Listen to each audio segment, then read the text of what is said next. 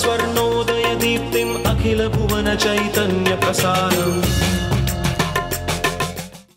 నమస్కారం, మన ధర్మం కార్యక్రమానికి స్వాగతం. ఇవాల్టి మన ధర్మం కార్యక్రమంలో మన ధర్మ సందేహాలను నివృత్తి చేసేందుకు మనతో పాటు ఉన్నారు ప్రముఖ ఆధ్యాత్మికవేత్త బ్రహ్మశ్రీ గడ్డమణుగు రామకృష్ణమూర్తి గారు. గురుగారు నమస్కారం. ఓం శ్రీమాత్రే నమః. గురుగారు, దేవతా ఆరాధనలో గ్రామ దేవత ఆరాధన యొక్క విశిష్టత ఏంటి? అమ్మల గన్నయమ్మ ముగురమ్మల మూలపుటమ్మ చాలా పెద్దమ్మ సురాలులమ్మ కరుపారెడి బుచ్చడి అమ్మ తన్ను లోనమ్మిన వెల్పుటమ్మల మనమ్ముల నుండెడి అమ్మ దుర్గమాయమ్మ కృపాబ్ది ఇచ్చుత కవిత్వ మహత్వ పటుత్వ సంపదల్ అంటూ అమ్మవారిని ఆరాధిస్తూ భాగవత రచనను ప్రారంభించారు పోతనమాచుడు. ఎత్ర నార్యస్తు పూజ్యంతే రమంతే తత్ర దేవతాః అన్నది ఆర్షవాక్యం. ఎక్కడైతే స్త్రీ పూజింపబడుతుందో అక్కడ ఆనందము సౌభాగ్యము అన్నీ ఉంటాయి.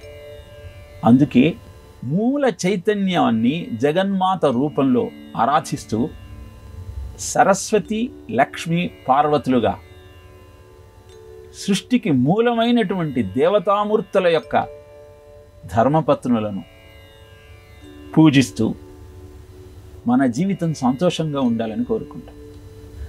ఆ దేవతామూర్తుల అంశగానే గ్రామ దేవతలను మనం ఆరాధిస్తాం. నిజానికి ఈ దేవతామూర్తులు 5 రకాలుగా మనను కటాక్షిస్తూ ఉంటారు.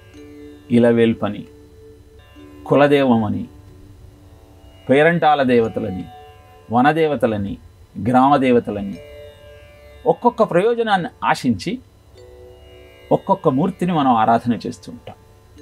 ఇలవేల్పు అంటే మన వంశాన్ని ఉద్ధరిస్తూ నిరంతరము ఆ తల్లిని ఆరాధించటం వల్ల తొందరగా నిన్ను కటాక్షించేటువంటి దేవతా స్వరూపమే ఇలవేల్పు.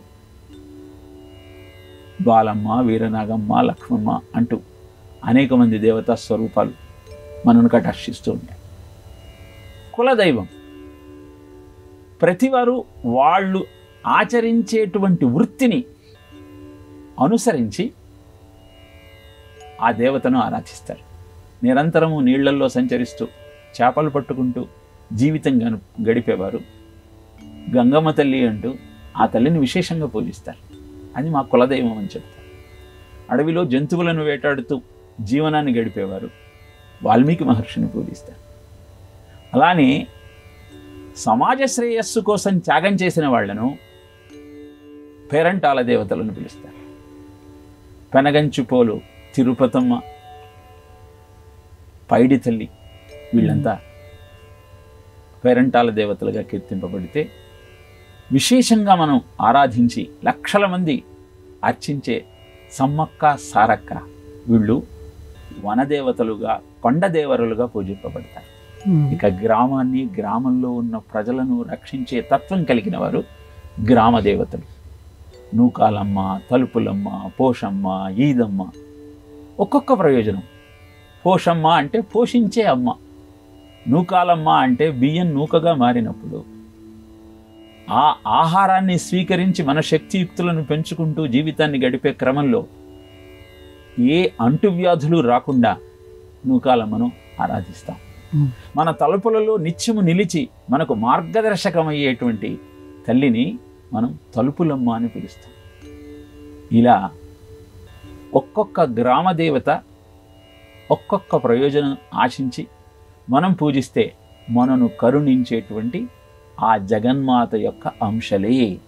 అందుకే ఆషాఢమాసంలో మనం విరివిగా ఈ ఉత్సవాన్ని జరుపుకుంటూ గ్రామదేవతలకు ఉత్సవాల్లో నివాళులు అర్పిస్తూ పూజిస్తూ ఆరాధిస్తూ మన జీవితం ఆనందంగా ఉండాలని భావిస్తాం. అదే గ్రామదేవతల యొక్క పూజలో ఉన్న ఆంతర్యం. గురుగారు, ఈ ఆషాఢ మాసంలో అమ్మవారికి బోనాల ఉత్సవం నిర్వహించడంలో ఆంతర్యం ఏమిటి?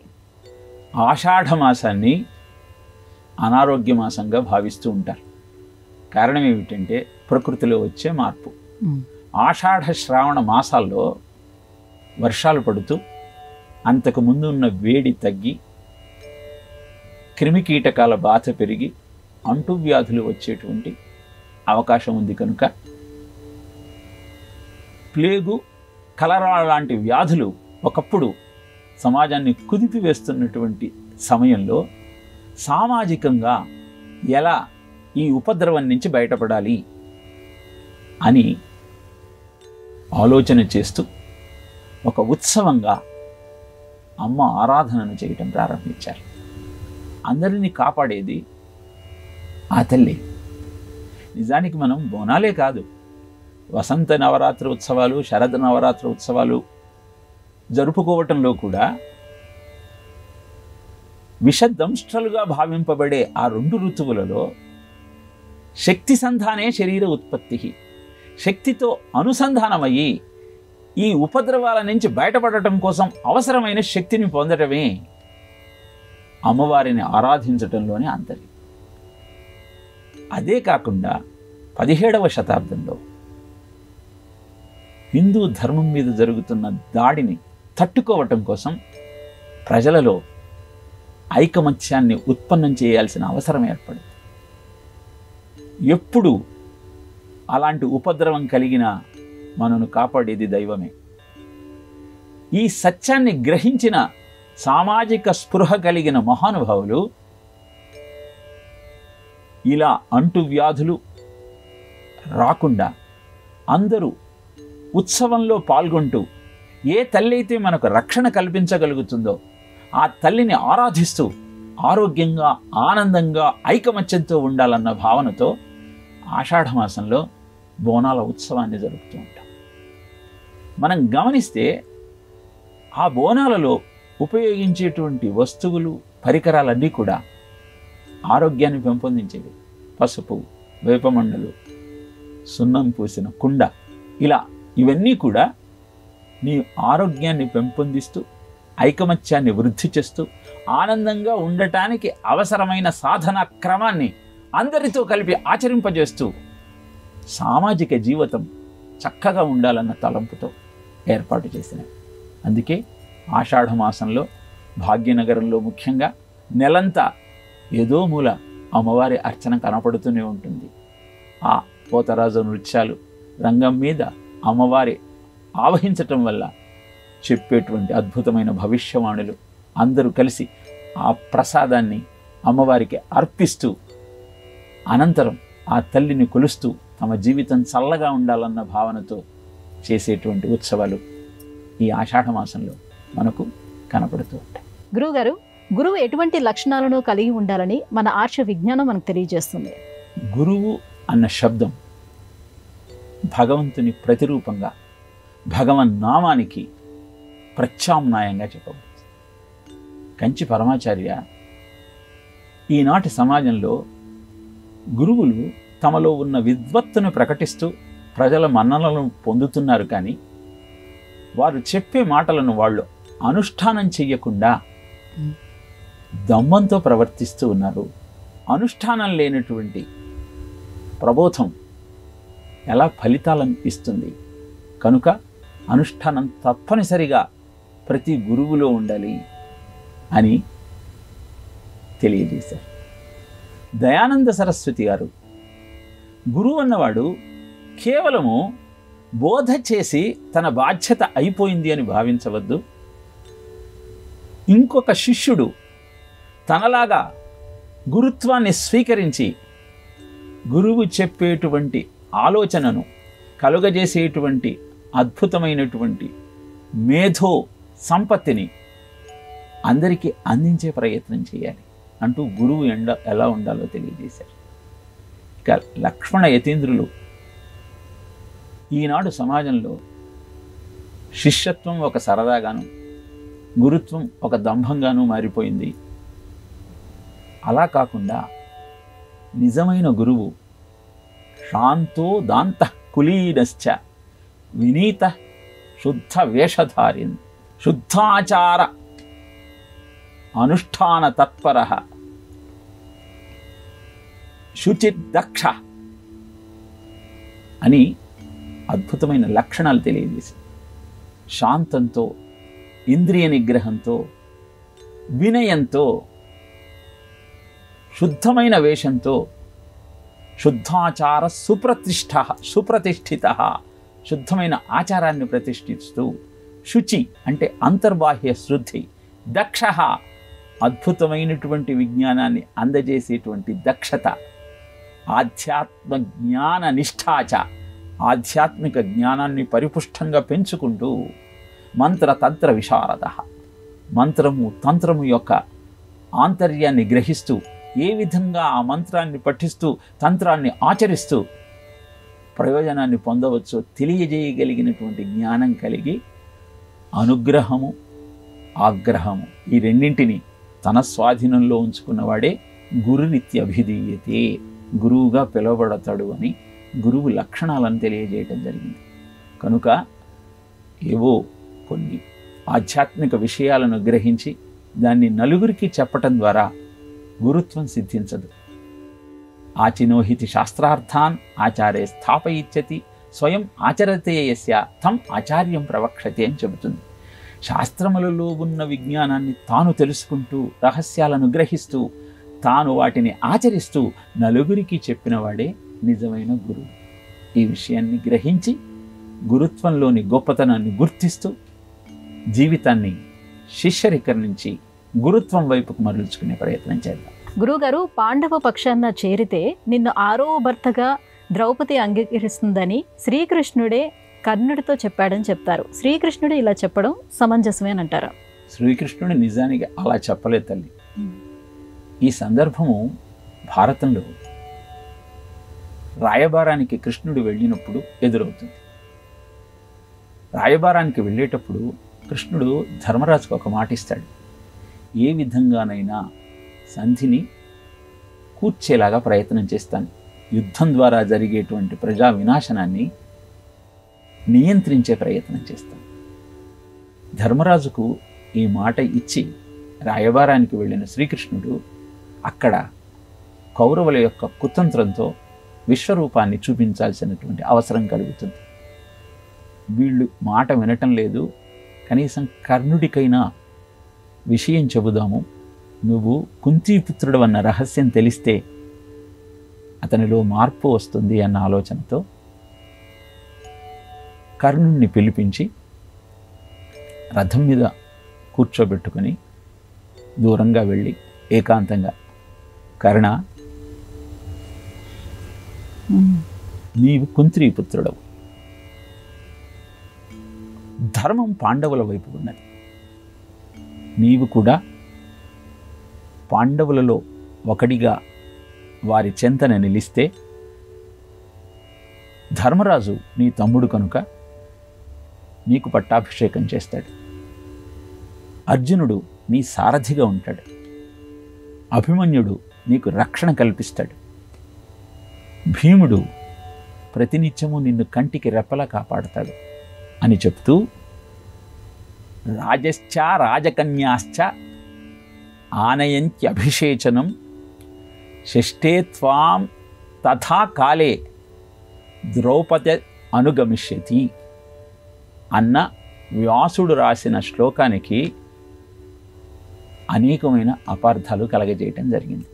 ఈ శ్లోకం అర్థం ఏమిటి అంటే, రాజులు రాజకన్యలు వాళ్ళంతా ఆనయంతి అంటే తీసుకొస్తారు, అభిషేచనం అభిషేకానికి కావలసినటువంటి పదార్థాలను, షష్ఠే త్వాం తథా కాలే, ఆ షష్ఠే అన్న పదాన్ని 6వ భర్తగా మార్చేసుకున్నారు.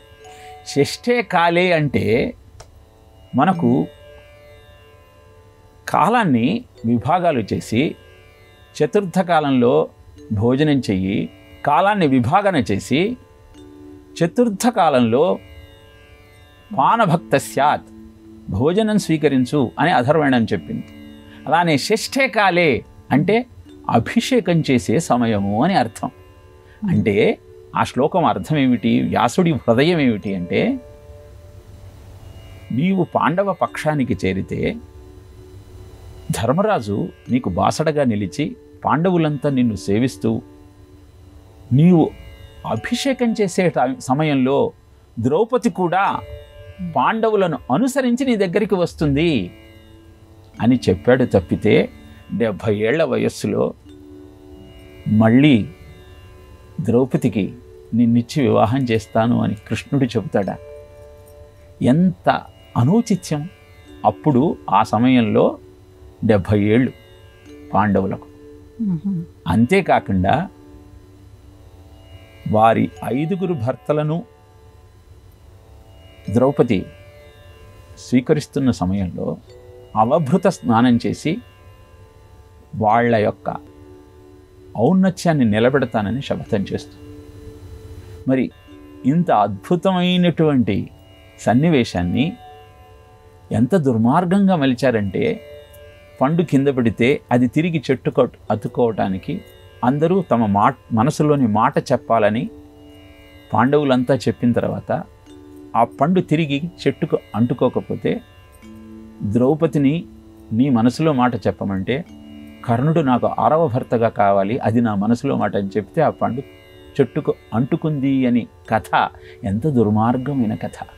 పురాణాన్ని ఇలా అపహాస్యం చేస్తూ పురాణ పురుషుల యొక్క శీలాన్ని ఇంత దుర్మార్గంగా మార్చేస్తూ భారతీయ జీవన విధానంలోని ఔన్నత్యాన్ని అపహాస్యం చేసే లక్ష్యంతో ఈ కథలన్నీ ప్రచారంలోకి వస్తున్నాయి. కానీ కర్ణుడిని ఎలా అయినా సముదాయించి యుద్ధాన్ని నివారించాలన్న ఆలోచనతో కృష్ణుడు, నువ్వు పాండవులలో ఒకడివి, వచ్చినట్టయితే పాండవాగ్రజుడివైన నీకే అభిషేకం జరిగి పట్టాభిషేకం జరిగి అందరూ ఆనందంగా ఉంటారు. ఎందుకంటే దుర్యోధనుడిని నువ్వు వీడిన మరుక్షణం దుర్యోధనుడు యుద్ధాన్ని ఆపేస్తాడు, కనుక అందరూ ఆనందంగా ఉండవచ్చు అన్న ఉద్దేశంతో కర్ణుడితో కృష్ణుడు చెప్పిన మాటలు ఇవి. దీని ద్వారా కర్ణుడి ఔచిత్యం కూడా బాగా పెరిగింది. అయినా అతను ధర్మము పాండవుల వైపు ఉన్న స్నేహధర్మాన్ని పాటిస్తూ కర్ణుడు దుర్యోధనుడితోనే ఉన్నాడు. ఈ సత్యాన్ని మనం గమనించగలిగితే, వ్యాస హృదయాన్ని మనం అర్థం చేసుకోగలిగితే మహాభారతం ఎందుకు ప్రపంచానికి మార్గదర్శకమైనదో అవగతమవుతుంది. గురుగారు, యవవరాహ న్యాయము అంటే ఏమిటి? యవధాన్యాన్ని పెంచేటువంటి చేలలో అడవి పందులు దూరి ఆ చేనంతా నాశనం చేస్తాయి. తర్వాత అడవి పందులు అడవిలోకి పారిపోతాయి. ఆ పొలాన్ని కాపలా కాస్తున్నటువంటి రైతు అడవి పంది దొరకని కారణంగా ఊరిలో ఉన్నటువంటి మిగతా వరాహాల మీద తన ప్రతాపాన్ని చూపి వాటిని దండిస్తాడు. తప్పు ఒకరిదైతే శిక్ష మరొకరికి విధింపబడుతుంది. ఈ సందర్భంలో ఈ యవవరాహ న్యాయాన్ని ఉటంకిస్తారు. దీనివల్ల మనం నేర్చుకోవాల్సింది ఏమిటి అంటే, శిష్యుడు తప్పు చేస్తే ఆ తప్పుకు బాధ్యత గురువు వహించాలి. భార్య తప్పు చేస్తే ఆ భార్య తప్పుకు బాధ్యత భర్త వహించాలి. అలానే ప్రజలు తప్పు చేస్తే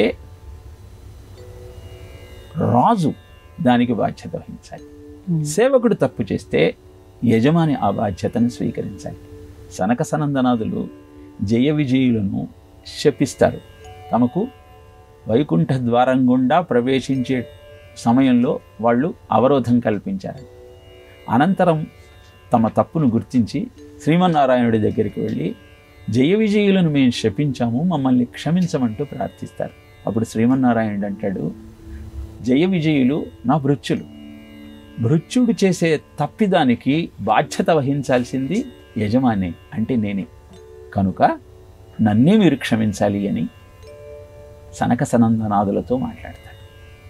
ఇలా సమాజంలో అందరూ ఆనందంగా ఉండాలి అంటే వారి బాధ్యతను వారికి గుర్తు చేస్తూ అది సక్రమంగా మీరు నిర్వహించగలిగినప్పుడు సమాజం శాంతి సౌఖ్యంతో ఉంటుంది అని చెప్పే సమయంలో ఈ యవవరాహ న్యాయాన్ని ఉటంకిస్తూ ఉంటారు. గురుగారు, కార్యక్రమం చివరిలో శాంతి మంత్రం పఠించడంలో ఆంతర్యం ఏమిటి? జౌ శాంతిరంతరిక్షగం శాంతి పృథ్వీ శాంతి ఆపశాంతి ఓషధయ శాంతి వనస్పతయ శాంతి. ఇలా జౌ అంటే జౌ నిలయం, అంతరిక్షం. జౌ నిలయానికి సూర్యుడు అధిపతి, అక్కడ పరిభ్రమిస్తూ ఉంటాడు. అంతరిక్షం చుట్టూ వాయువు ప్రతిక్షిస్తూ ఉంటాడు. గ్రహాలన్నీ వాటి ప్రభావాన్ని చూపిస్తూ వనస్పతులను, ఓషధులను వృద్ధి చేస్తూ ఉంటాయి. బ్రహ్మశాంతి, అందరిలో ఉన్నటువంటి ఆ చైతన్యము స్వీకరించేటువంటి ఈ ఆహార పదార్థాల ద్వారా,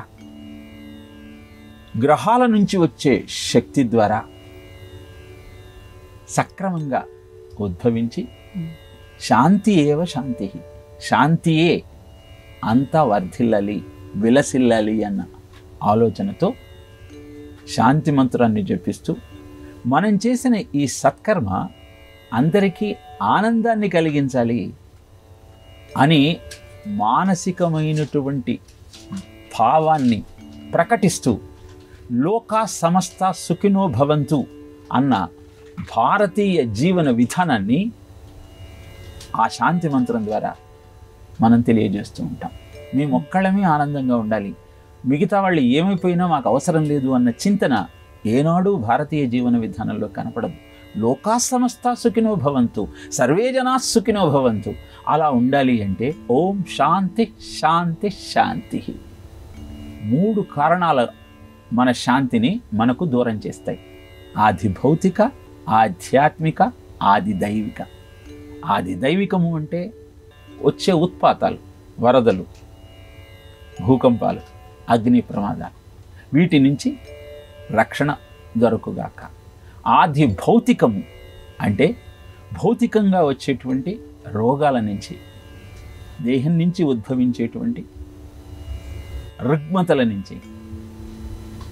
ఆధ్యాత్మికము అంటే కఫ, పాత, విత్త, వీటి ద్వారా వచ్చేటువంటి ప్రమాదము, బంధాల ద్వారా ఏర్పడేటువంటి చికాకులు, ఇవన్నీ కూడా దూరమైపోవుగాక అని భావిస్తూ శాంతి శాంతి శాంతి అని స్మరిస్తూ ఏ సత్కర్మ ఆచరించినా ఆఖరిలో శాంతి మంత్రం చెప్పటం భారతీయ జీవన విధానంలోని ముఖ్యమైన సాంప్రదాయం.